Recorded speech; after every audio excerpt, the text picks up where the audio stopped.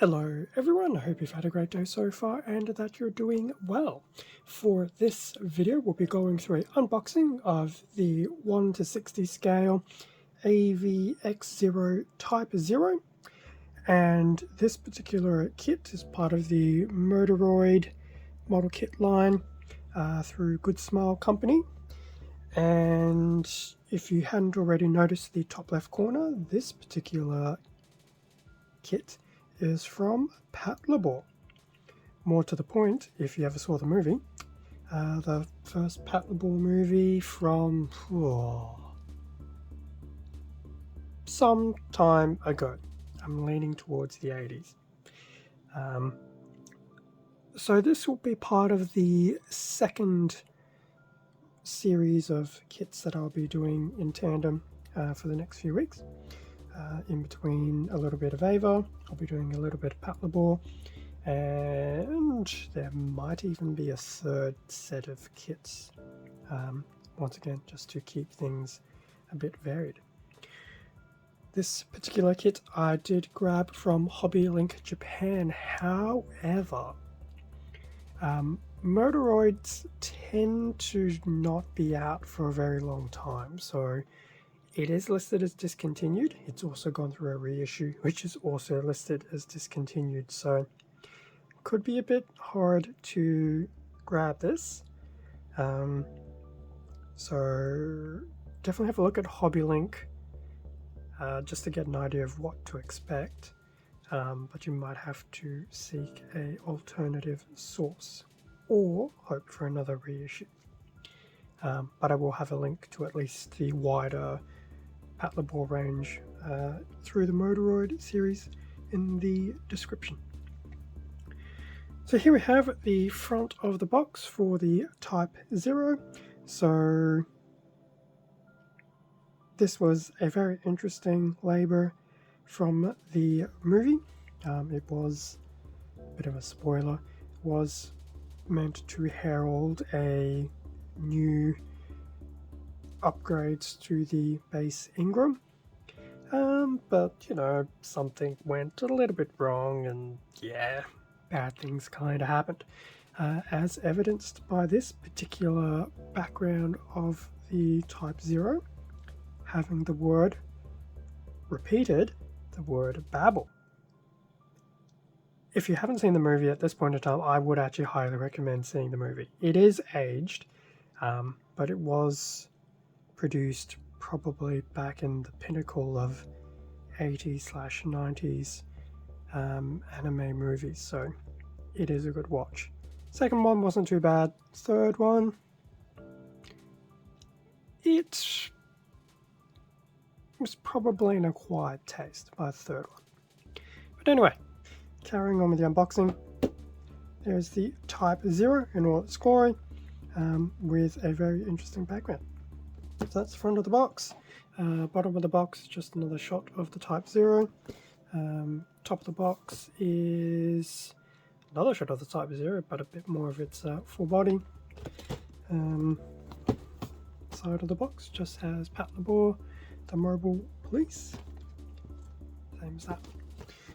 The back, however, does have some more interesting details. So starting from the bottom, for whatever reason, we do have some of the articulation and posing the Type 0 can do, and yes, it does actually make a bit of this pose in the movie.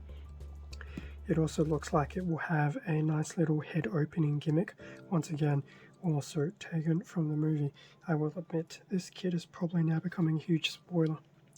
In terms of the top images, not that I can do much because I'll probably bang the camera, not that I don't.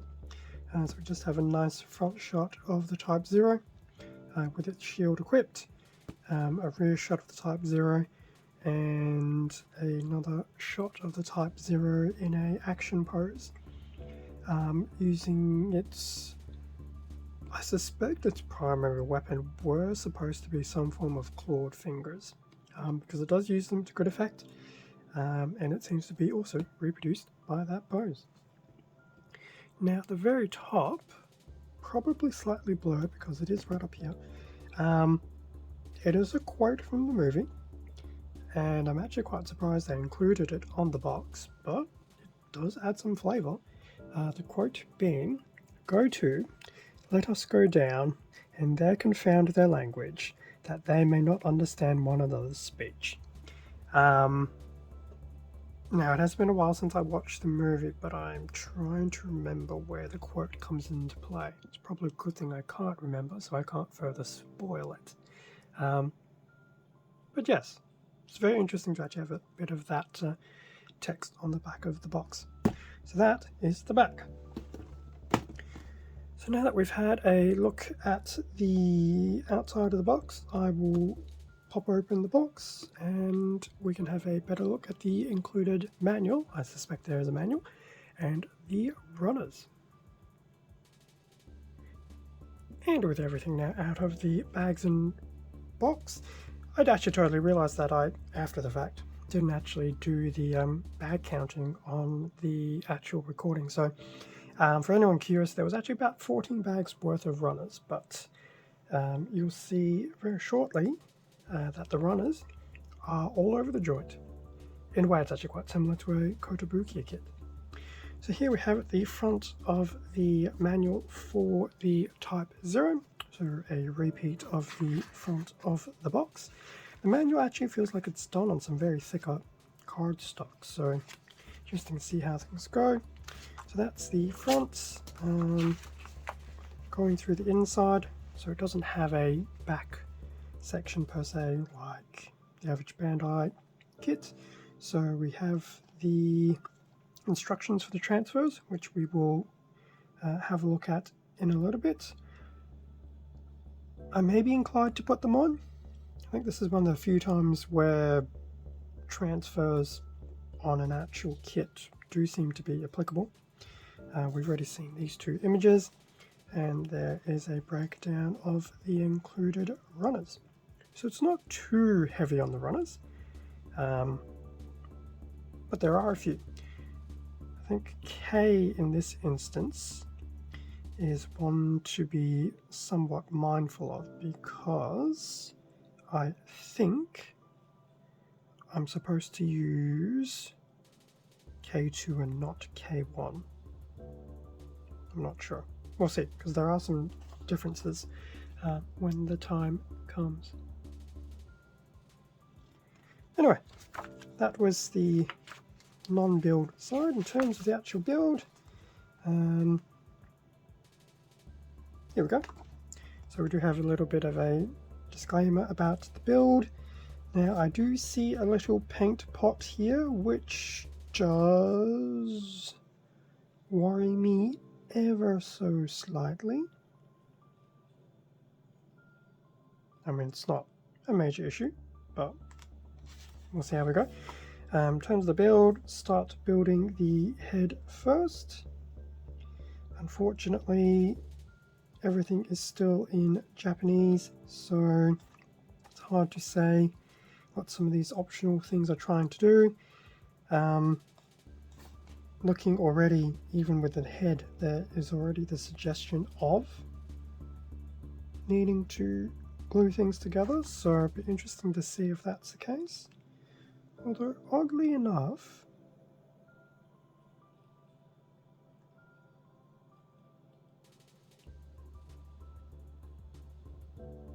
never mind, I'm imagining things. So I think you will have a base head and then you'll create the alternative head for things. So maybe it's actually not a good idea to use glue. Who knows? We'll see how things go.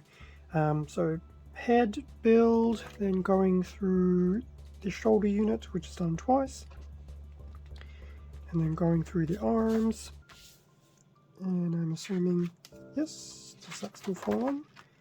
Yep, so continuing on the arms, looks like we will do the hands later on, going through the chest build. Now it doesn't look too complicated, which is good. It'll be interesting to see how this all pans out. I'm just intrigued by the glue because I believe I've almost finished putting together a Moderoid Marzinger Z, and that didn't seem to really need glue, but wait and see, I guess, when the time comes. So that's still the chest, more chest, do the waste unit. There's an interesting disclaimer here which I unfortunately cannot understand.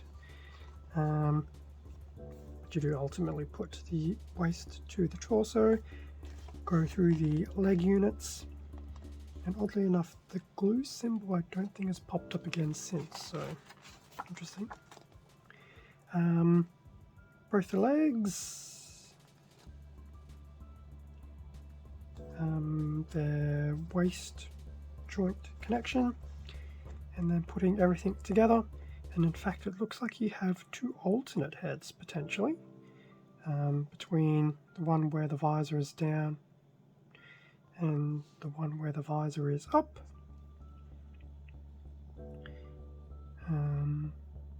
Some different hands, especially for its right arm. Have some different hand options. Equipping the shield.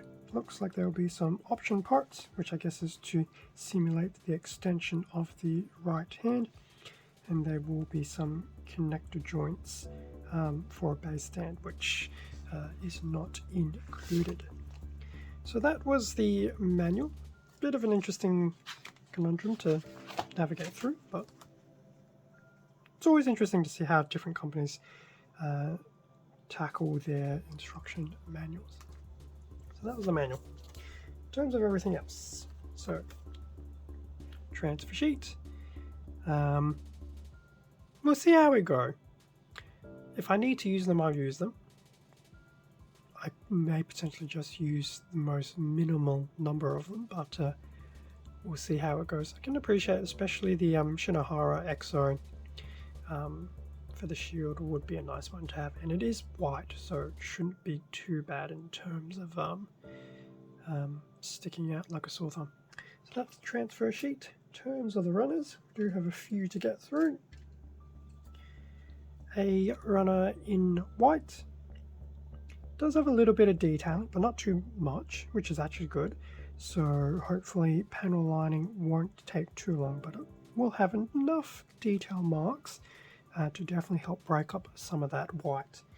White being white can look a bit plain if it's not given a little bit of a touch-up. That's the A runner. One B runner also still in white, mainly the shield and different hands. Just to give you an idea of what some of these hands actually look like.